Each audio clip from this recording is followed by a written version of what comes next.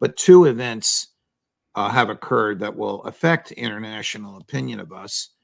One below the radar, one above. The one above the radar is the veto by the United States in the Security Council of a very rational resolution calling for a ceasefire. We'll run some clips for you in just a moment. The other, below the radar, was a document signed under oath by Secretary Blinken, swearing that the United States was in a state of emergency and needed to protect national security and thereby bypass Congress and deliver $100 million worth of artillery shells to Israel. Now, I wish that I could examine him in my courtroom. Under oath, I would defy him to explain under oath how that affects the national security of the United States. It may affect domestic politics, but how does it affect national security, which is the linchpin, the required trigger under that statute for bypassing Congress and authorizing an expenditure that Congress hasn't approved or even seen yet? And it's even more to the point, right, that this Congress would have approved it regardless. Yes. Right? It wasn't as if you have a hostile Congress or an adversarial Congress and they weren't going to approve this.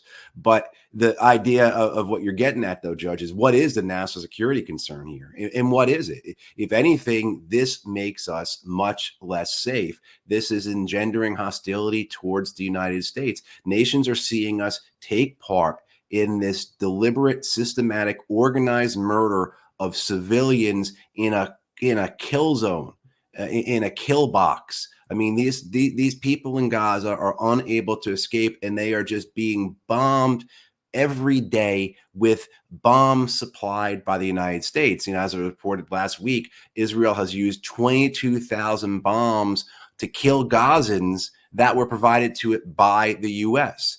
So how is our position standing with Israel, as so many on Capitol Hill and so many in the media want to, trumpet?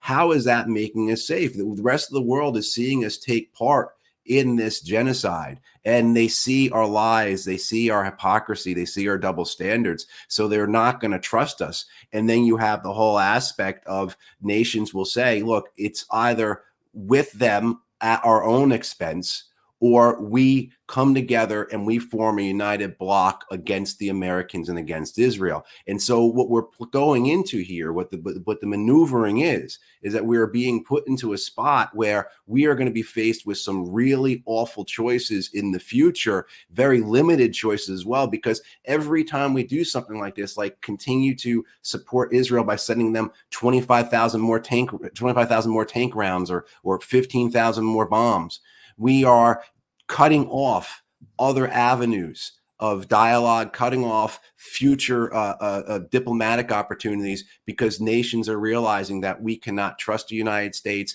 They will never be on our side, and we have to basically link arms and find a way to either avoid the U.S., undermine the U.S., or outright oppose it.